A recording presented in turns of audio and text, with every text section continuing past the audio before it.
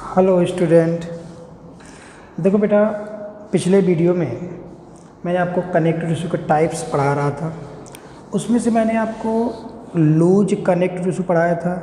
Loose के मैंने दो टाइप पढ़ाए थे, एरियोलर और एडिपोस। फिर मैंने दूसरा पढ़ाया था डेंस कनेक्टिव टिश्यू। और डेंस में अपन ने पढ़ा था डेंस रेगुलर और डेंस इरेगुलर। उसी के अंदर एक इम्पॉर्टेंट टर्म आया था टेंडन और लिगामेंट। इतना मैंने आपको लूज और डेंस कनेक्टिव टिश्यू मैंने आपको पढ़ा दिया था। आज अपन लोग पढ़ेंगे इसमें स्पेशलाइज्ड कनेक्टिव टिश्यू। कौन सा बेटा? Specialised connective tissue. और देखो, मैंने आपको पीछे क्लासिफिकेशन में क्या बताया था। स्पेशलाइज्ड कनेक्टिव टिश्यू के अंदर कौन कौन आता था? ब्लड आता था। क्यों आता था? उसके रीजन मैंने वहाँ बताए थे। कार्टिलेज और बोन, ब्लड, कार्टिलेज और बोन। तो ब्लड तो मैं ऑलरेडी आपको अलग से पढ़ा चुका हूँ। अब बचा क्या? कार्टिलेज और बोन। कार्टिलेज और बोन मैंने बताया था दोनों मिल करके स्केलेटन कनेक्टिव टिश्यू बनाते हैं। कार्टिलेज और बोन को मैंने स्पेशलाइज्ड कनेक्टिव टिश्यू में रखा था। क्यों पता है क्यों? क्योंकि मैंने बताया था कि कार्टिलेज हो या बोन हो, सब में कनेक्टिव टिश्यू की सारी प्रॉपर्टी पाई जाती हैं।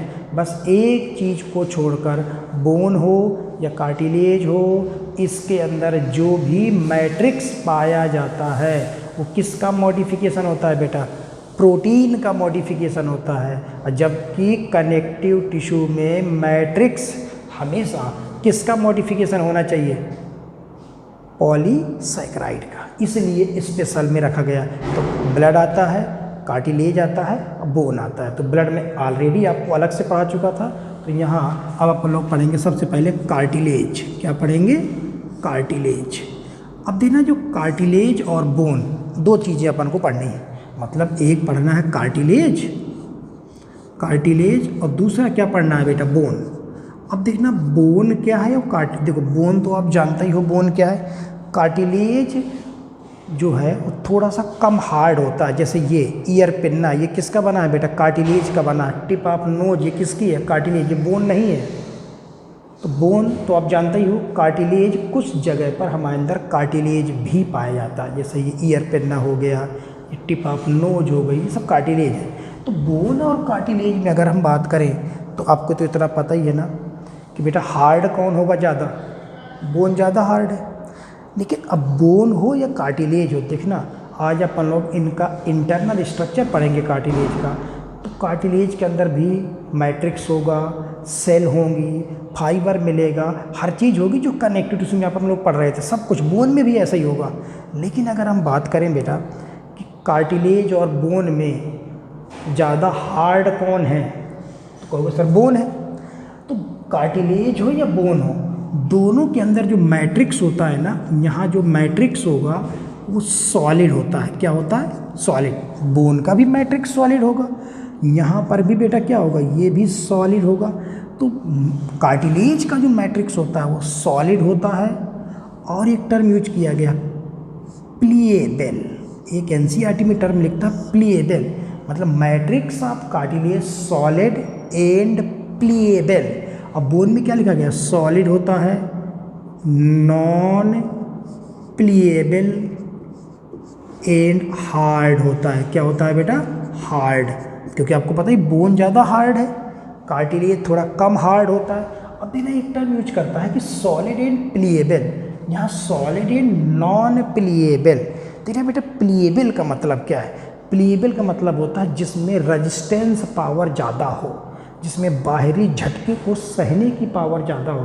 देखो, आप ये कार्टिलेज है, कितना भी आप घुमा दो, क्या टूट रहा है? क्या बोन को आप घुमा दो, चट से टूट जाएगी। मतलब मजबूत तो ज़्यादा बोन है, लेकिन बाहरी जो शॉक या बाहरी झटके को सहने की पावर किस में ज़्यादा है? कार्टिलेज में ज़्यादा है। इसलिए लिखा गया है कि इसका जो मैट्रिक्स होता है वो बेटा क्या होता है? प्लीएबल मैट्रिक्स होता है कार्टिलेज का। जबकि बोन का मैट्रिक्स क्या होता है बेटा? नॉन प्लीएबल होता है। ये बात क्लियर हो गई। और चाहे बेटा कार्टिलेज हो चाहे बोन हो, मैंने बताया इनको अपन ने कहाँ रखा है बेटा, स्पेशल कनेक्टिव टिश्यू के अंदर अपन ने रखा है। क्यों रखा है? क्योंकि इनके अंदर जो मैट्रिक्स होगा वो पॉलीसैकेराइड का मॉडिफिकेशन नहीं होगा। तो यहाँ किसका मॉडिफिकेशन होगा? यहाँ कार्टिलेज के अंदर जो मैट्रिक्स होता है वो प्रोटीन का मॉडिफिकेशन होगा, बोन के अंदर भी प्रोटीन का मॉडिफिकेशन होगा, लेकिन यहाँ किस प्रोटीन का होता है? यहाँ होता है कॉन्ड्रिन प्रोटीन। कौन सी प्रोटीन? कॉन्ड्रिन प्रोटीन का मैट्रिक्स होता है मॉडिफाइड। और बोन में ओसिन प्रोटीन, कौन सी प्रोटीन का? ओसिन प्रोटीन का मॉडिफिकेशन होता है। तो देखना, क्योंकि मैंने बताया भी था पहले कि कार्टिलेज और बोन दोनों का मैट्रिक्स प्रोटीन का बना होता है, इसलिए अपन ने इसे स्पेशलाइज्ड में रखा। अगर प्रोटीन की जगह पॉलीसैकेराइड का होता ना तो इसको हम स्पेशलाइज्ड में नहीं रखते। तो ये तो कार्टिलेज के बारे में बात कर रहे थे। सबसे पहले अपन लोग स्टार्ट करेंगे कार्टिलेज। कार्टिलेज के लिए हमेशा टर्म आता है कॉन्ड्रो। कौन सा टर्म आता है? Chondro term. जैसे नहीं बेटा, जैसे आपने सुना होगा गैस्ट्रिक टर्म कहाँ आता? स्टमक के लिए। ऐसे कॉन्ड्रो टर्म किसके लिए आता है? कार्टिलेज। मतलब कोई भी स्पेलिंग कॉन्ड्रो से स्टार्ट हो, कॉन्ड्रो, देखो कॉन्ड्रिन आया कार्टिलेज के अंदर जो मैट्रिक्स है, मतलब कोई भी टर्म अगर कॉन्ड्रो से स्टार्ट हो रहा है तो किससे रिलेटेड होगा? कार्टिलेज से। देखना ये बहुत सारे टर्म आएंगे, तो कॉन्ड्रो टर्म किससे रिलेटेड है? कार्टिलेज। अब बताओ कार्टिलेज का मैट्रिक्स कैसा है? Matrix of cartilage solid, pliable मतलब झटके को सहने वाला होगा, and it is modified chondrin protein. किसका मॉडिफिकेशन है बेटा? ये कॉन्ड्रिन प्रोटीन का मॉडिफिकेशन होगा। अब अगर कोई भी कार्टिलेज हो, अगर हम कार्टिलेज का एक इंटरनल स्ट्रक्चर देखते, सपोज करो ये एक कार्टिलेज है, ये कार्टिलेज है, इसका अपन लोग एक छोटा सा इंटरनल स्ट्रक्चर काटे कि इसके अंदर क्या क्या होगा। तो देखो सपोज करो बेटा कार्टिलेज है, कार्टिलेज का ये हमने ट्रांसवर्स सेक्शन अपन ने काटा, ये कार्टिलेज है, उसको मैंने छोटा सा क्रॉस सेक्शन काट के देखा। और मैंने बेटा पिछले वीडियो में बताया था कार्टिलेज की आउटर मोस्ट कवरिंग होगी, outer most covering of cartilage. और ध्यान करो पिछले वीडियो में जहाँ टेंडन और लिगामेंट मैंने पढ़ाए थे तो वहाँ मैंने बताया था ना कार्टिलेज की आउटर मोस्ट कवरिंग का नाम क्या होगा बेटा? पेरिकॉन्ड्रियम। कार्टिलेज की आउटर मोस्ट कवरिंग का नाम क्या होता है बेटा? पेरिकॉन्ड्रियम। और ध्यान करो पेरिकॉन्ड्रियम मैंने पिछले वीडियो में बताया था किस चीज़ की बनी थी? Collagen fibres. Dense connective tissue जो मैं पढ़ाया था ना वहाँ मैंने बताया था कि डेंस में रेगुलर और इरेगुलर, ठीक ना। तो पेरिकॉन्ड्रियम जो कि फाइबर की बनी हुई लेयर होती है, कोलेजन फाइबर की, तो ये आउटर मोस्ट क्या हो गई? कार्टिलेज की सबसे बाहरी लेयर का नाम है पेरिकॉन्ड्रियम। अब इसके अंदर आओगे ना तो अंदर बेटा क्या भरा होगा? यहाँ मैट्रिक्स होगा, ये यहाँ क्या भरा होगा? मैट्रिक्स। और मैंने अभी क्या बताया बेटा? कार्टिलेज में जो मैट्रिक्स होता है वो किस चीज़ का मॉडिफिकेशन है? Chondrin protein. तो मॉडिफाइड कॉन्ड्रिन प्रोटीन, तो मैट्रिक्स जो है कॉन्ड्रिन प्रोटीन का मॉडिफिकेशन है। अब देखो थोड़ा देखना कि जस्ट सब सारी चीज़ें किसके समान है बेटा? Connective tissue. अब कनेक्टिव टिश्यू में सेल कौन सी मेन सेल कौन सी होती है? फाइब्रोब्लास्ट। कनेक्टिव टिश्यू की मेन सेल क्या थी? फाइब्रोब्लास्ट। तो यहाँ उस फाइब्रोब्लास्ट का कार्टिलेज में नाम बदल गया है, फाइब्रोब्लास्ट, उसका नाम हो गया कॉन्ड्रोब्लास्ट। क्या नाम हो गया? कॉन्ड्रोब्लास्ट। अब देखना इसी मैट्रिक्स में बेटा सेल होंगी, लेकिन ये देखना अब आप, ये इस मैट्रिक्स में बोन, जो कार्टिलेज का डायग्राम होगा वैसे कुछ बोन का भी आएगा। तो कार्टिलेज के मैट्रिक्स में कुछ स्पेस पाए जाते हैं, थोड़ा थोड़ा स्पेसिंग होती है। इस स्पेस का नाम होता है लैकुनी। क्या नाम होता है बेटा? लैकुनी। मतलब जो मैट्रिक्स लिक्विड भरा हुआ सॉलिड रूप में, उसके बीच बीच में कुछ गैप पाए जाते हैं, कुछ स्पेसिंग पाई जाती है। उस स्पेसिंग का नाम क्या होता है? लैकुनी कहा जाता है। क्या बोलते हैं? लैकुनी। और इस लैकुनी के अंदर ये छोटी छोटी बेटा सेल मौजूद होती हैं। जैसे 2 मैंने यहाँ दिखाई, 1 मैंने यहाँ दिखाई, ये 3 मैंने यहाँ दिखाई और 4 मैंने यहाँ दिखाई। ये देखो ये छोटी छोटी सेल। तो बताओ ये जो सेल है ना वो कौन सी सेल है? फाइब्रोब्लास्ट ही है मॉडिफाइड। फाइब्रोब्लास्ट जो कनेक्टिव टिश्यू में होती है ना उसका वही सेल ऑर्गेनाइज्ड हो गई, कहीं पे 1, कहीं 2, कहीं 3, कहीं 4। इन सेल का कार्टिलेज में नाम क्या हो जाएगा? इनका नाम हो जाएगा कॉन्ड्रोब्लास्ट। कॉन्ड्रोब्लास्ट सेल या कॉन्ड्रोसाइट सेल। क्या नाम हो जाएगा? कॉन्ड्रोब्लास्ट या कॉन्ड्रोसाइट सेल। अच्छा तो ये किसका मॉडिफिकेशन है? These are modified fibroblast. Fibroblast ही है। और ध्यान करो कनेक्टिव टिश्यू में फाइब्रोब्लास्ट का काम क्या था? यही मैट्रिक्स बनाएंगी और यहाँ बीच बीच में बेटा क्या हो सकते हैं? फाइबर्स भी होंगे, तो फाइबर भी बनाएंगे। ये जैसे मैंने आपको फाइबर दिखा दिए, ये देखो। तो देखो हर चीज़ कनेक्टिव टिश्यू के ही समान है, मतलब कॉन्ड्रोब्लास्ट है जिसे फाइब्रोब्लास्ट बोल सकते हो। इनका काम क्या? मैट्रिक्स और क्या बनाना बेटा? फाइबर्स को बनाना। और बस थोड़ा सा ऑर्गेनाइज्ड हो गई, एक स्पेस के अंदर भर गई, जिसे क्या बोलते हैं? लैकुनी। तो आप क्या देख रहे हो? एक लैकुनी के अंदर कॉन्ड्रोब्लास्ट के नंबर कितने हैं? या तो 1 हो सकता है, या 2 हो सकते हैं, या 3, या मैक्सिमम 4। मतलब एक लैकुनी में 1 से 4 कॉन्ड्रोब्लास्ट या कॉन्ड्रोसाइट हो सकती हैं। ये है एक कार्टिलेज। कहीं का कार्टिलेज निकाल लो, ऐसी डायग्राम आपको मिलेगा। अब देखो ये तो मैं बेटा अब कहोगे सर एक ब्लास्ट और साइट एक ही नाम है, बस इमैच्योर का नाम होता है ब्लास्ट, और जब मैच्योर हो गई, पूरी तरह से मैच्योर हो गई, उसी को हम बोल देते हैं साइट। तो ये तो बेटा एक कार्टिलेज। और बड़ा करना है आपको, ये डिवाइड करेंगी और बनता जाएगा। तो बताओ कार्टिलेज को बनाने वाली सेल कौन हुई? ये कार्टिलेज ही तो है पूरा। ये डिवाइड कर जाएंगी और बड़ा हो जाएगा डायग्राम। तो कॉन्ड्रोसाइट कह लो या chondroblast are the cartilage forming cell. Cartilage को बनाने वाली सेल है कौन? कॉन्ड्रोसाइट या कॉन्ड्रोब्लास्ट। मतलब मेन साइट टर्म यूज करें क्योंकि मैच्योर का नाम है। जो अभी अभी बनी होगी इमैच्योर होगी, और ब्लास्ट जो मैच्योर हो गई वो साइट। तो ये एक किसका डायग्राम है बेटा? ये है कार्टिलेज का इंटरनल स्ट्रक्चर। अब देखना तो कार्टिलेज को बेटा क्वेश्चन है कि कार्टिलेज को बनाने वाली सेल का नाम कॉन्ड्रोसाइट सेल। फिर मैंने बेटा जब एरियोलर पढ़ा रहा था तो मैंने आपको एक चीज़ और बताई थी कि जब WBC माइग्रेट करती थी, मोनोसाइट माइग्रेट कर जाती थी, तो उसका नाम था मैक्रोफेजेस। लीवर में आई थी तो कप्पर सेल, ब्रेन में गई थी तो माइक्रोग्लियल, लंग्स में गई थी डस्ट सेल। हो सकता है कार्टिलेज में आ जाए, हो सकता है बोन में चली जाए। तो कार्टिलेज में जो पाई जाती है उसका नाम होता है कॉन्ड्रोक्लास्ट सेल। अब देखना एक टर्म और आता है कॉन्ड्रोक्लास्ट सेल। क्लास्ट का मतलब होता है खा जाना, मारने वाली। तो कार्टिलेज के अंदर जो मोनोसाइट WBC अगर कार्टिलेज में आ रही है उसे बोलेंगे कॉन्ड्रोक्लास्ट। मतलब कार्टिलेज की फैगोसाइट सेल है कौन? कॉन्ड्रोक्लास्ट। कॉन्ड्रोक्लास्ट किसका मॉडिफिकेशन? WBC का। कौन सी WBC का? मोनोसाइट का। ठीक, तो देखो 3 टर्म आपके सामने, कॉन्ड्रोब्लास्ट या कॉन्ड्रोसाइट, ये एक ही बात है। कार्टिलेज को बनाने वाली सेल ये है।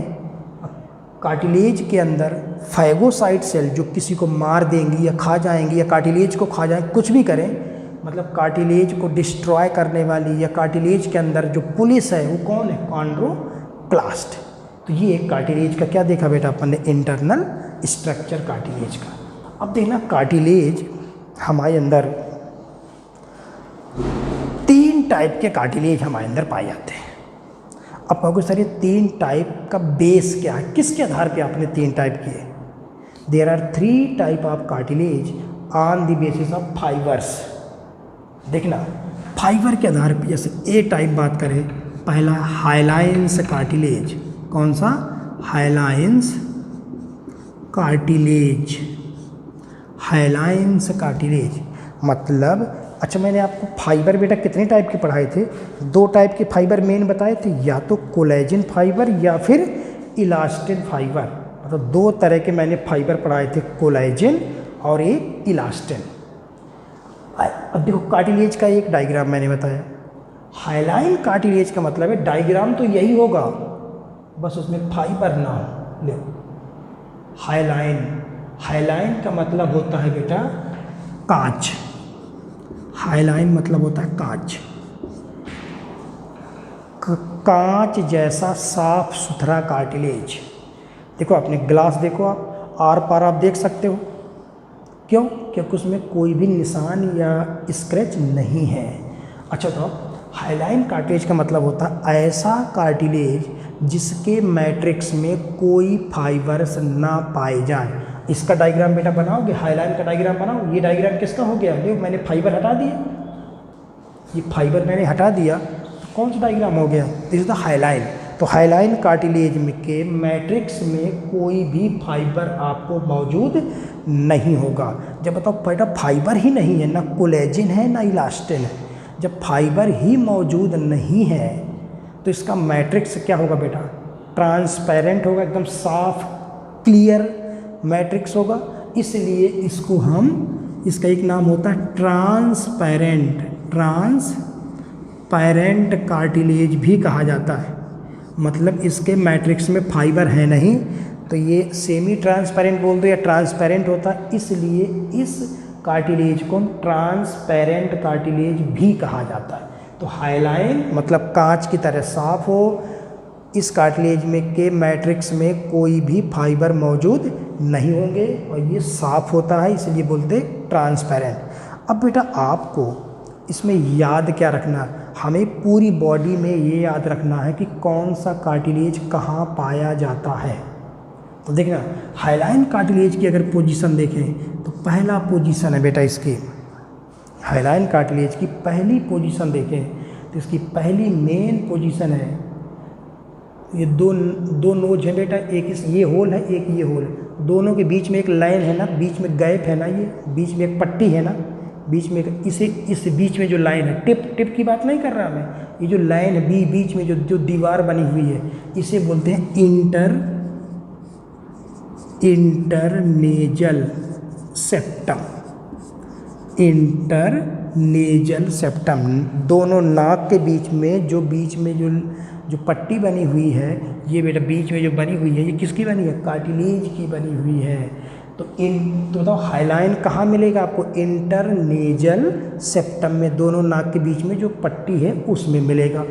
दूसरा अगर हम बात करें बेटा सी रिंग ऑफ ट्रैकिया, देखना अपन लोग रेस्पिरेटरी सिस्टम में बात करेंगे। ये ट्रैकिया है ना बेटा, अपने विंड पाइप में छल्ले पाए जाते हैं, छल्ले सेमी सर्कुलर सी शेप के छल्ले पाए जाते हैं। ये जो छल्ले हैं ना वो किस चीज़ के बने होते हैं?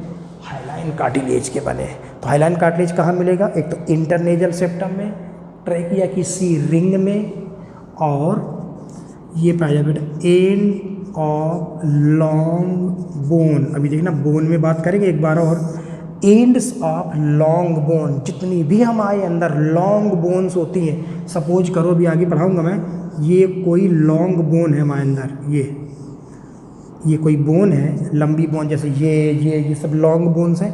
लॉन्ग बोन्स के एंड्स में ये देखो, लॉन्ग बोन के एंड्स में ये देखो, यहाँ कोई भी बेटा बोन हो उसके एंड्स में कार्टिलेज पाया जाता है।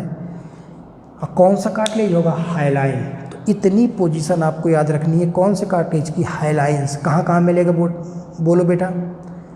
इंटरनेजल septum, C ring of trachea, ends of long bone. तो बताओ एक बोन ये है, एक बोन ये, इसके भी एंड्स में कौन सा है? हाइलाइन। इसके भी एंड्स में क्या है? हाइलाइन। अब मैं ऐसे हाथ को कर रहा हूँ तो कौन रगड़ रहा होगा? देखो ये एक बोन है, ये एक बोन है, उसके ऊपर बेटा ये क्या लगा है? ये कार्टिलेज है, ये कार्टिलेज। अब आप मूव कर रहे हो तो कार्टिलेज पे कार्टिलेज रगड़ रहा होगा। ओल्ड एज में क्या होता आपने देखा होगा। अभी क्या मैं ऐसे कर रहा हूँ तो कोई आवाज़ आ रही है क्या? नहीं आ रही। क्यों? क्योंकि कार्टिलेज मजबूत है और कार्टिलेज पे कार्टिलेज रगड़ रहा है। बुढ़ापे में क्या होता है? चलते चलते जब आदमी बुढ़ापे में पहुँच जाता है तो ये कार्टिलेज भी क्या हो जाते हैं? घिस जाते हैं, और घिस जाते हैं कार्टिलेज ख़त्म हो गए, बोन पे बोन रगड़ने लगते, तो उठते बैठते समय चटपट की आवाज़ होती है और बहुत तेज दर्द होता है। क्यों? क्योंकि बोन पे क्या रगड़ने लगती है? बोन रगड़ने लगती है। तो एंड्स ऑफ लॉन्ग बोन पे। तो बताओ अगर ये कार्टिलेज लॉन्ग बोन की एंड्स में पाया जाता है तो हम इसे आर्टिकुलेटिंग कार्टिलेज भी बोल सकते हैं। आर्टिकुलेटिंग कार्टिलेज मतलब आर्टिकुलेशन का मतलब क्या होता है? जोड़ना। ये कार्टिलेज दो बोनों को आपस में क्या कर रहा है बेटा? जोड़ने का काम कर रहा है। तो एक नाम इसका क्या हो सकता है? Articulating cartilage. तो बताओ हाइलाइन का मतलब क्या हुआ? ऐसा कार्टिलेज जिसमें कोई फाइबर ना हो। इसे ट्रांसपेरेंट भी बोला और इसे आर्टिकुलेटिंग भी कहा जाता है। ये इसकी पोजीशन है। क्लियर? ओके। बी। अब आता है फाइबर नहीं है, ठीक है। अब आता है इलास्टिन कार्टिलेज। इलास्टिन कार्टिलेज देखो फाइबर नहीं थे तो कांच जैसा साफ था तो हाइलाइन। अब फाइबर है लेकिन कौन सा फाइबर है? इलास्टिन फाइबर अगर है तो उसका नाम क्या होगा? Elastin cartilage. तो यहाँ जो बेटा फाइबर होगा ना वो कौन सा फाइबर होगा? Elastin fibre. और आपको पता है इलास्टिन फाइबर बेटा कैसे होते हैं? ब्रांच्ड। मैंने पढ़ाया था ना पीछे, इलास्टिन फाइबर कैसे होते हैं? ब्रांच। तो ऐसा कार्टिलेज जिसके मैट्रिक्स में इलास्टिन फाइबर मौजूद हो। अब ये डायग्राम किसका हो गया? इलास्टिन कार्टिलेज का डायग्राम हो गया। तो जिसके मैट्रिक्स में इलास्टिन कार्टिलेज मौजूद है वो होगा इलास्टिन कार्टिलेज। अब इसकी पोजीशन फिर ऐसे याद रखना है पोजीशन। तो इसकी पहली पोजीशन होगी tip of nose. Tip of nose बड़ी इंपॉर्टेंट पोजीशन है। ये कार्टिलेज कौन सा है? इलास्टिन। अब बीच में पट्टी किस चीज़ की है? हाइलाइन। एक तो इलास्टिन कहाँ मिलेगा? Tip of nose. ये ईयर पिन्ना, ये जो पकड़ रहा हूँ ना ये कार्टिलेज है। कौन सा कार्टिलेज है? इलास्टिन। तो कहाँ मिलेगा? ईयर पिन्ना में मिलेगा। और बेटा आपने पढ़ा होगा फेरिंग्स पढ़ा होगा ना। फेरिंग्स में एक ढक्कन टाइप के स्ट्रक्चर होता है एपिग्लॉटिस, जो फूड को विंड पाइप में जाने से रोकता है। तो वहाँ पर कहाँ मिलेगा बेटा? एपिग्लॉटिस। तो ये सब देखना कार्टिलेज की बनी स्ट्रक्चर है। इलास्टिन कहाँ कहाँ मिला? टिप ऑफ नोज पे, ईयर पिन्ना पे और एपिग्लॉटिस पे। और इसके अलावा यूस्ट्रेचियन ट्यूब में पाया जाता है। आप कहोगे सर ये क्या है? देखना बेटा अपन लोग जब ईयर पढ़ाऊंगा तब बताऊंगा। ईयर का कनेक्शन, कान का कनेक्शन मुंह से होता है। मतलब वहाँ जब पढ़ाऊंगा मैं तो ये आपका ईयर होता है, ये इंटरनल ईयर अंदर हो गया। ये इसका कनेक्शन बेटा माउथ से होता है। ये माउथ, ये देखो। तो ईयर को माउथ से कनेक्ट करने वाली ट्यूब क्या कहलाती है? यूस्ट्रेचियन ट्यूब। तो देखो इतनी जगह बेटा कौन सा कार्टिलेज मिलेगा हमें? इलास्टिन कार्टिलेज आपको इतनी जगह देखने को मिलेगा। समझ गए बेटा? कार्टिलेज का एक इंटरनल स्ट्रक्चर मैंने बताया। दूसरा मैंने आपको क्या बताया? Type of cartilage. पहला हो गया हाइलाइंस, 3 नाम थे, हाइलाइन, ट्रांसपेरेंट और आर्टिकुलेटिंग। उनकी पोजीशन 3 मैंने बताई। इलास्टिन का मतलब बताया, ऐसा कार्टिलेज जिसमें इलास्टिन फाइबर हो। Position tip of nose, ear pinna, epiglottis और यूस्ट्रेचियन ट्यूब। देखो एक में कार्टिलेज था नहीं तो हाइलाइन, फिर इलास्टिन कार्टिलेज आया तो इलास्टिन कार्टिलेज। और अगर अब कोलेजन फाइबर हो, कौन सा बेटा फाइबर हो? अगर कोलेजन फाइबर मौजूद है तो हम उस कार्टिलेज का नाम क्या देंगे? Collagen cartilage. क्या नाम दोगे?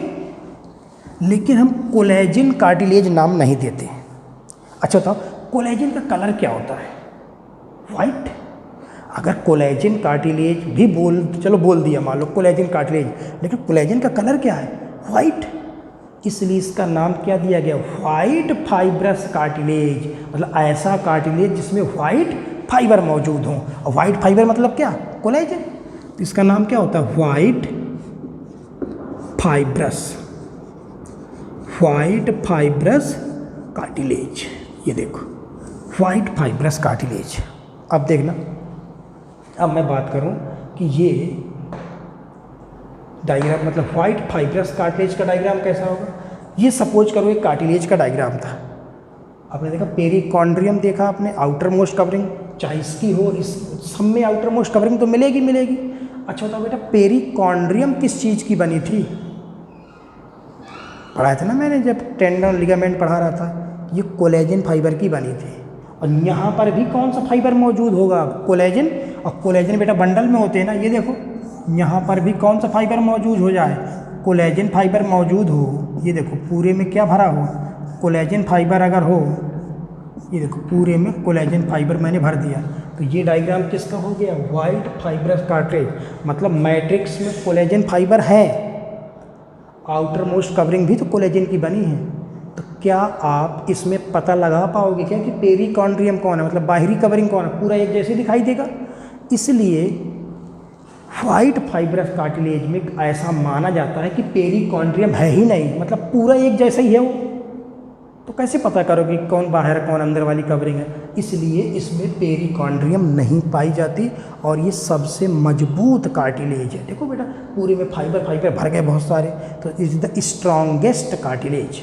तो 3 कार्टिलेज हो गए, हाइलाइन, इलास्टिन और वाइट फाइब्रस। तो वाइट फाइब्रस की बेटा प्रॉपर्टी क्या है, इसमें पेरिकॉन्ड्रियम मौजूद नहीं होती और ये सबसे मजबूत है। तो ये पाया कहाँ जाता है, देखना इसका एग्जाम्पल देखें। एक मिलता है बेटा प्यूबिस जॉइंट, कहाँ पाया जाता है बेटा, प्यूबिस जॉइंट।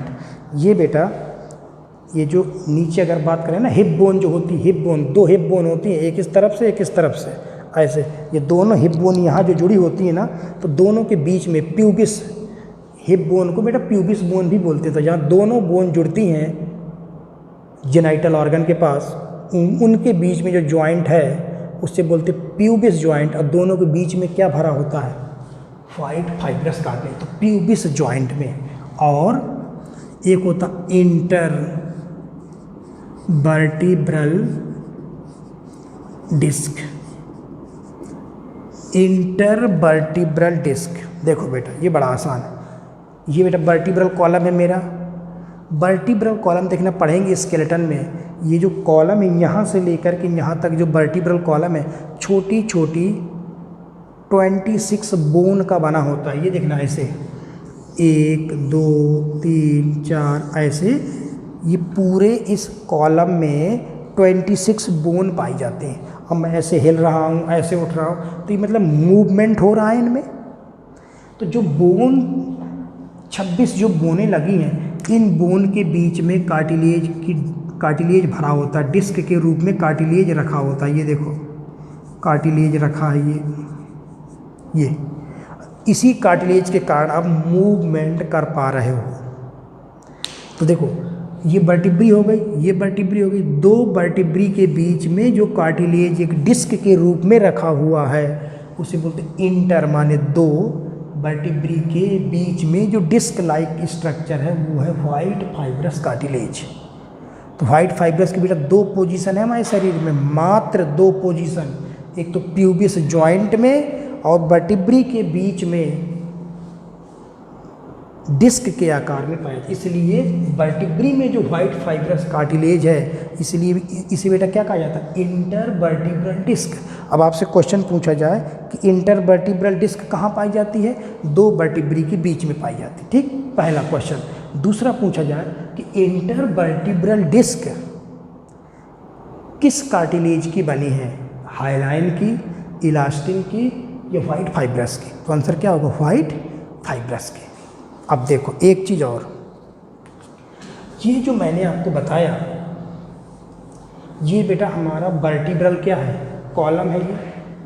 ये मेरा वर्टिब्रल क्या है बेटा, ये कॉलम, ये है वर्टिब्रल कॉलम, ये है वर्टिब्रल कॉलम, ओके, ये वर्टिब्रल कॉलम है। लेकिन बेटा हमारी एम्ब्रियोनिक कंडीशन में, ये तो मेरे अंदर अभी है, लेकिन जन्म के पहले देखना, ये कहीं पढ़ेंगे अपन लोग, फिजियोलॉजी में आएगा कि जन्म के पहले वर्टिब्रल कॉलम होता ही नहीं है।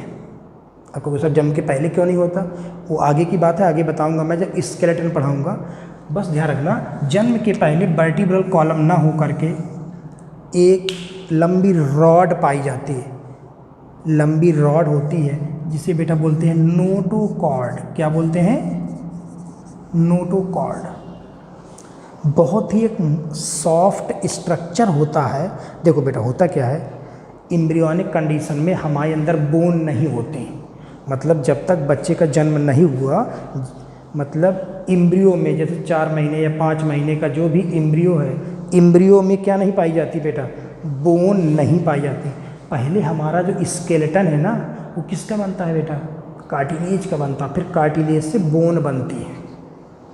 पहले कार्टिलेज, फिर क्या बनती है? बोन बनती है। तो ऐसे नोटोकॉर्ड जो होता है ये बहुत ही सॉफ्ट स्ट्रक्चर होता है और ये हाइलाइन कार्टिलेज का बना होता है। किसका बना होता है? हाइलाइन कार्टिलेज की बनी हुई एक रॉड होती है, पूरे शरीर में एक रॉड होती है। जैसे बच्चे के बर्थ का टाइम आता है, जैसे बच्चा 8 या 9 महीने का होता है प्रेगनेंसी के दौरान, तब ये नोटोकॉर्ड किस में बेटा बदल जाता है? वर्टिब्रल कॉलम में। इतनी बड़ी जो रॉड थी उसका छोटा पार्ट, इतना पार्ट कट के किस में बदल गया? एक वर्टिब्री में।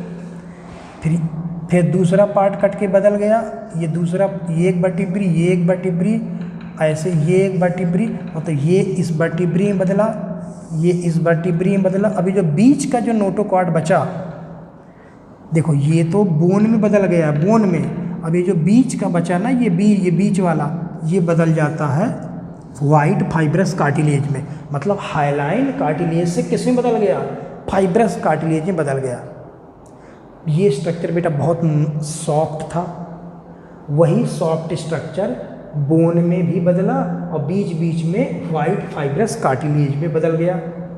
तो ये बन गया वर्टिब्रल कॉलम। लेकिन आज भी अगर हम ये बेटा इंटरवर्टिब्रल डिस्क है ना, ये डिस्क है ना, इस डिस्क के काट के अगर आप देखो, ये डिस्क को मैंने काट दिया, ये लो, ये डिस्क थी, उसका क्रॉस सेक्शन अगर मैंने काटा तो बाहर तो आपको फाइबर खुद दिखाई देंगे। क्यों? क्योंकि ये फाइबर है, कोलेजन फाइबर मौजूद होंगे, लेकिन बीच में आज भी फाइबर नहीं पाए जाते, आज भी बहुत ही सॉफ्ट है। जबकि बाहर बेटा क्या हो गए? फाइबर हो गए, तो हार्ड हो गया। और बीच में आज भी सॉफ्ट स्ट्रक्चर, मतलब जो डिस्क रखी है ना, 2 वर्टिब्री के बीच में जो डिस्क रखी है, उसके बीच में आज भी बहुत मुलायम संरचना पाई जाती है जो नोटोकॉर्ड के ही समान दिखाई देती है। इसे बोलते हैं न्यूक्लियस पल्पोसस। क्या बोलते हैं बेटा? Nucleus pulposus. तो बताओ न्यूक्लियस पल्पोसस कहाँ मिलेगा आपको? इंटरवर्टिब्रल डिस्क के सेंटर में जो सॉफ्ट स्ट्रक्चर मौजूद है उसे बोलते हैं न्यूक्लियस पल्पोसस। जो किस बात को प्रदर्शित करता है? यह स्ट्रक्चर इस बात को प्रदर्शित करता है कि हमारा जो वर्टिब्रल कॉलम है इसकी उत्पत्ति एम्ब्रियोनिक कंडीशन में पाए जाने वाले नोटोकॉर्ड से ही हुई है। किससे हुई है? नोटोकॉर्ड से हुई है। तभी तो जो बेटा नोटोकॉर्ड सॉफ्ट स्ट्रक्चर था आज भी थोड़ा सा वेस्टिजियल के रूप में मौजूद है, जिससे ये पता चलता है nucleus pulposus represent vertebral column originate from embryonic notochord. तो देखो एम्ब्रियोनिक कंडीशन में नोटोकॉर्ड होता है, बाद में बदल गया वर्टिब्रल कॉलम में बदल गया। और वर्टिब्रल कॉलम के बीच में जो डिस्क है उसका नाम है इंटरवर्टिब्रल डिस्क, जो किसकी बनी है? वाइट फाइब्रस कार्टिलेज की। इस डिस्क के सेंटर में सॉफ्ट स्ट्रक्चर है जिसका नाम है न्यूक्लियस पल्पोसस। ठीक, तो इस तरह से ये था बेटा किसके बारे में बात कर रहे थे अपन लोग? कार्टिलेज। तो 3 टाइप के मैंने कार्टिलेज पढ़ाए और तीनों कार्टिलेज की अपन ने पोजीशन देखी। एनसीईआरटी में थोड़ा सा कार्टिलेज का डायग्राम दिखाया गया, वो आप देख लेना। 4-6 लाइन उसमें लिखी गई हैं, बहुत ज़्यादा डिटेलिंग में नहीं दिया है। एनसीईआरटी में इसके टाइप नहीं किया गया, लेकिन मैंने इसके टाइप भी यहाँ आपको बता दिए। तो ये हो गया कार्टिलेज। अब नेक्स्ट वीडियो में अपन लोग स्टार्ट करेंगे बोन के बारे में।